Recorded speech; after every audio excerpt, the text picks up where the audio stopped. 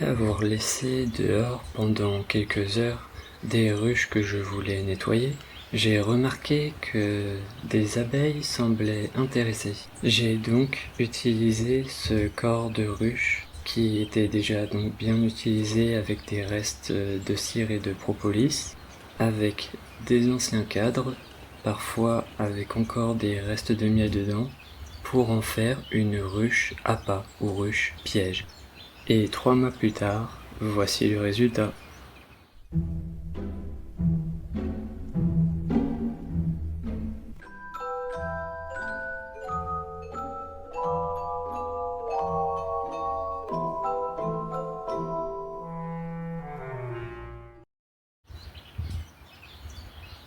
Bonjour à vous. Comme évoqué en introduction, j'avais donc laissé des corps de ruche dehors pendant quelques heures, le temps que je m'organise pour les nettoyer et les ranger. Sauf que j'ai remarqué quelques abeilles qui tournaient autour, voire même qui rentraient dedans, ce qui m'a donné l'envie de tenter de mettre en place une ruche appât ou ruche piège afin d'essayer de capter un essaim qui passerait par là. Il y a quelques années, j'avais déjà essayé de mettre en place une sorte d'appât, mais ça ne fonctionnait pas car je n'avais pas de matériel, pas de ruche, pas de cadre, et donc pas d'éléments biologiques comme la cire ou la propolis qui permettent d'attirer donc des essaims. Mais comme l'année dernière, en 2025, j'ai pu débuter l'aventure apiculture, cette année, en 2026, j'avais donc des restes, notamment des cadres entiers de cire dans lesquels il y avait parfois encore un peu de miel que je n'avais pas pu récolter, mais que j'ai conservé justement au cas où cette situation arriverait. J'ai donc installé la ruche qui suscitait cette curiosité avec, je crois, 8 cadres déjà cirés au moins et peut-être 2 ou 3 qui avaient encore du reste de miel dedans. Je l'ai laissé sous l'arbre là où je l'avais sorti car au bout d'un moment il commençait à y avoir peut-être bien une bonne petite dizaine d'abeilles qui allaient, venaient, rentraient, sortaient. Et donc à chaque fois que je passais devant, je regardais ce qui se passait et il y avait à peu près une dizaine qui tournaient autour pendant plusieurs semaines jusqu'à un moment en avril où là il y avait plusieurs dizaines d'abeilles qui tournaient autour et beaucoup d'autres qui rentraient et sortaient carrément donc de cette ruche. Mais ça n'arrivait qu'à des horaires assez régulières en fin d'après-midi. Le matin et le soir, il y avait rien, personne.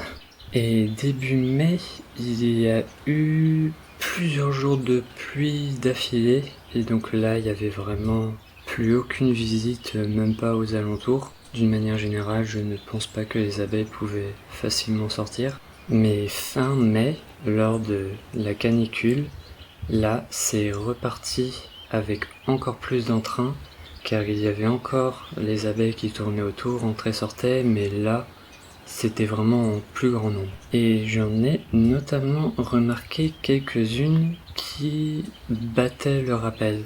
C'est-à-dire qu'elles se mettaient devant l'entrée de la ruche, elles soulevaient leur derrière et battaient des ailes pour attirer ses congénères, comme pour leur dire de venir vers ici. Et là par contre, elles tournaient autour et je voyais qu'il y avait de la vie vraiment tout le temps. À chaque fois que je passais, le matin, le soir, voire même la nuit parfois. Et c'est début juin que j'ai plus ou moins été assuré du fait qu'il y ait un essaim qui se soit installé dans cette ruche, car je voyais des butineuses rentrer avec du pollen. On voyait leurs pattes chargées de boules de pollen jaune fluo orange, ce qui veut dire qu'elles ramenaient des provisions et donc elles n'étaient pas là de passage et qu'elles étaient bien en train de s'installer, voire même déjà installées depuis quelque temps. Et à partir de mi-juin, j'ai pris le temps de faire une première visite pour avoir bien la confirmation qu'un essaim s'y était installé et qui semblait suffisamment pertinent pour pouvoir déjà y installer une hausse.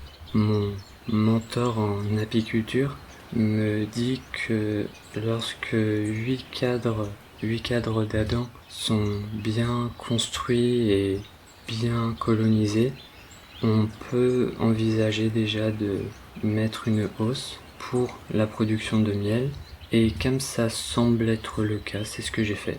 J'ai donc récupéré une hausse que j'ai installée sur cette nouvelle ruche, et en guise de grille à rennes, j'ai posé des ardoises au milieu, car normalement la reine ne sort pas par les côtés, elle reste au cœur de la ruche pour pouvoir pondre, les côtés servant juste de stock de réserve, de miel notamment.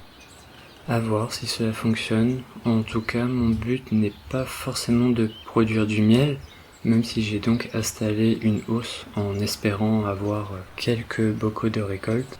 Mon but reste avant tout de stabiliser cet essaim et de pouvoir l'installer dans un endroit viable et sain pour tout simplement pouvoir le préserver. Et là, les prochaines années, peut-être partir plus dans une dynamique de production de miel. Pour moi, dans tous les cas, ça reste une réussite, car ça veut dire que j'ai réussi à mettre en place un lieu suffisamment attractif pour qu'un essaim sauvage, entre guillemets, puisse s'y installer.